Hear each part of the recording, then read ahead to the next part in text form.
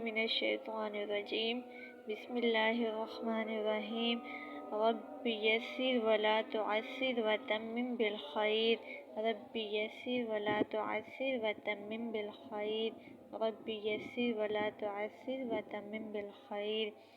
آج کا ہمارا پہلا لیکچر ہے، تو سب سے پہلے یہ جاننا ضروری ہے کہ جس کلام کو ہم نے شروع کیا ہے اس کلام کا نام کیا ہے، اور اس کلام کا نام اگر نام ہے تو وہ نام کیوں رکھا گیا ہے۔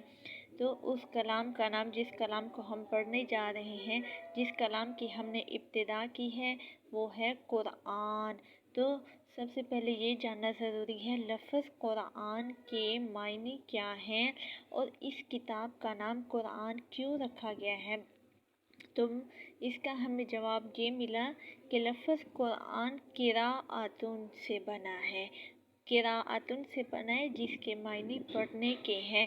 قرآن کے معنی جو بار بار پڑھا جائے، یہ کتاب باکثرت سے پڑھی جاتی ہے، اس لیے اس کا نام قرآن رکھا گیا ہے۔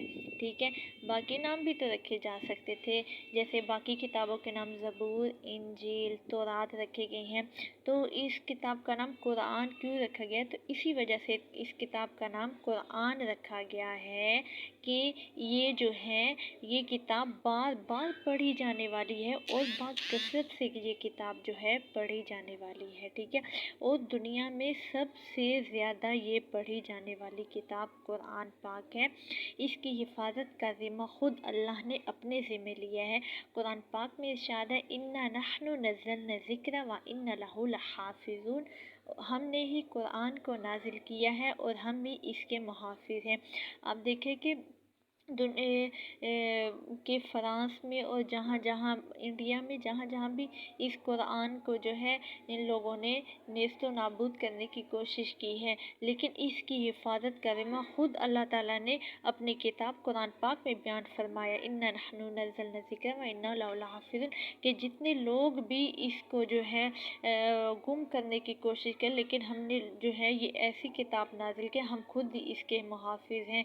اگر جہاں کہیں کتاب بھی نہیں ہے، لیکن یہ جو ہے لوگوں کے دلوں میں محفوظ ہے کتاب۔ ٹھیک ہے، تو آج کا بس لیکچر یہی، آج ہم نے قرآن کا تعارف پڑھا ہے۔ ٹھیک ہے، جو کل سیکنڈ لیکچر ہوگا اس میں ہم قرآن کے آداب پڑھیں گے، تو آپ جو ہے یہ یاد، جو اسٹوڈنٹ نہیں آتے انہیں چاہیے کہ وہ اس لیکچر کو لازماً یاد کرے تاکہ بعد میں مشکل نہ ہو۔ وآخر دعوانا الحمد للہ رب العالمین۔